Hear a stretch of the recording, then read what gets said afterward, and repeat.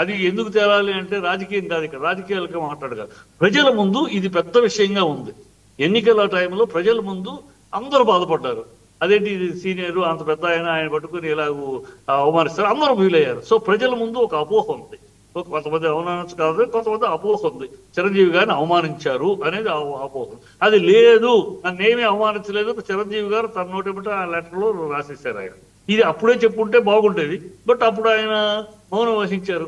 ఎందుకంటే తమ్ముడు రాజకీయంగా ఉన్నాడు, తను మాట్లాడటం వల్ల తమ్ముడికి నష్టం జరుగుతుందేమో అని ఉండొచ్చు, ఇంకోటి ఆ రోజు మాట్లాడాలి. ఇవాళ కానీ బెటర్ లేట్ దాన్ని ఎవరైనా ఆ రోజు కాకపోయినా ఈ రోజు మాట్లాడారు.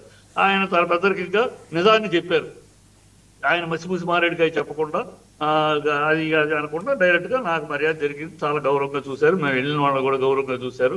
అది దండం పెట్టడం అనేది ఎవరు కోరింది కాదు, ఆయన సహజ సిద్ధమైన, చిరంజీవి గారు సహజ సిద్ధమైన వినయంతో ఆ సీఎం సీటుకి ఆయన పెట్టారు. అంతేగాని దండం పెట్టకమైన చేతులెత్తి నమస్కరించడని ఎక్కడ లేదు. ఇప్పుడు మొన్న పవన్ కళ్యాణ్ బెంగళూరు వెళ్ళి సిద్ధరామయ్యని కలిశారు. సిద్ధరామయ్యని కలిసినప్పుడు ఎక్కడ దిగారు? బయటకి అక్కడే గేట్ పోర్చుకో దాకా వెళ్ళాలన్నమాట. ఎందుకంటే ప్రోటోకాల్. అక్కడే దిగారు, వచ్చారు, స్టేజ్ మీదకి వచ్చారు. స్టేజ్ మీదకి వచ్చి ఈయనకి సిద్ధరామయ్య గారికి కర్ణాటక చీఫ్ నమస్కారం పెట్టాడు. కానీ సిద్ధరామయ్య లెగవని కూడా లేదు, అలాగే కాలు మీద కాలు వేసుకుని అలాగే షేక్ హ్యాండ్ ఇచ్చాడు ఆయన. సో దాన్ని మనం ఏమంటాం? అది అలాగే మన రేవంత్ రెడ్డి దిగి సినిమా వాళ్ళందరూ వెళ్ళాం. ఈ సినిమా అందరూ వెళ్తే ఆయన కాలు మీద కాలు వేసుకుని కూర్చున్నాడు, కాలు ఊపుతూ కూర్చున్నాడు.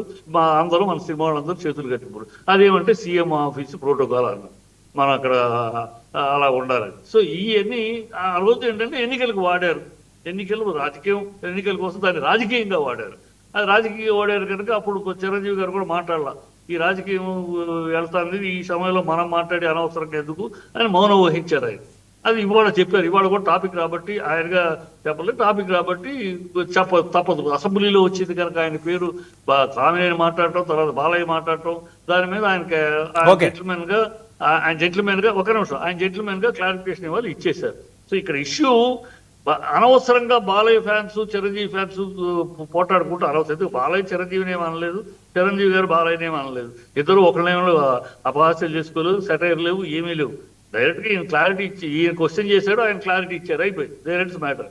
ఇక్కడ అసలు విషయం, రెండో విషయం, బాలయ్య తనకు 9వ పేరు వేశారు. నేను దుర్గేష్ కూడా అడిగాను ఎవరు వేశారు, అది ఇప్పుడు తేలింది, ఎవరు వేయలేదు, గవర్నమెంట్ కాదు వేసింది, మా ఇండస్ట్రీలోనే తప్పు జరిగింది. ఆ వేసిన వాడు కూడా క్షమాపణ సారీ చెప్పేశాడు, అనుకోకుండా జరిగిందని.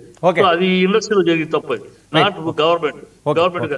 ఏదేమైనా ఈ 2 పాయింట్లు అక్కడ మాట్లాడారు. చిట్టుబాబు గారు చర్చిద్దాం ఒక నిమిషం. ఆనంద్ సార్ గారు,